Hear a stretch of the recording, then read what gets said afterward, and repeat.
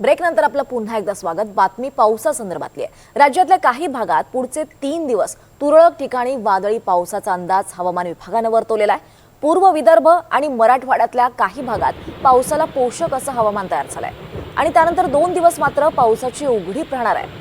आज विदर्भातलं यवतमाळ, वर्धा, नागपूर, भंडारा, गोंदिया आणि गडचिरोली या जिल्ह्यांमध्ये काही ठिकाणी विजांसह वादळी पाऊस पडू शकतो। तर मराठवाड्यातल्या हिंगोली, नांदेड, लातूर आणि धाराशिवमध्ये सुद्धा पावसाचा अंदाज आहे। तर पश्चिम महाराष्ट्रातल्या सातारा, सांगली, सोलापूर, कोल्हापूर, सिंधुदुर्ग आणि रत्नागिरीत सुद्धा तुरळक वादळी पावसाची शक्यता आहे। रविवारी सुद्धा विदर्भ, मराठवाडा आणि मध्य महाराष्ट्रातल्या काही जिल्ह्यांमध्ये वादळी पाऊस राहणार आहे। तर उर्वरित भागात ढगाळ हवामानासह हलक्या सरी पडतील असा अंदाज हवामान विभागाने वर्तवला आहे।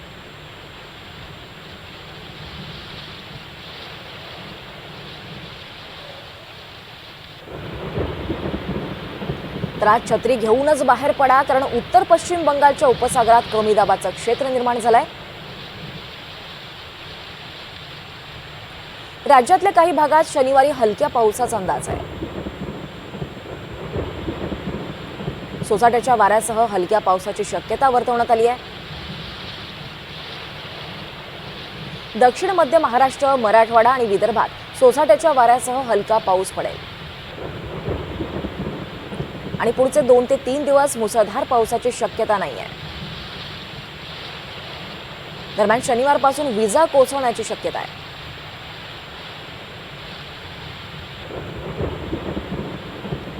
तर 20 ते 23 जुलै दरम्यान मुसळधार पावसाची शक्यता वर्तवण्यात आली आहे।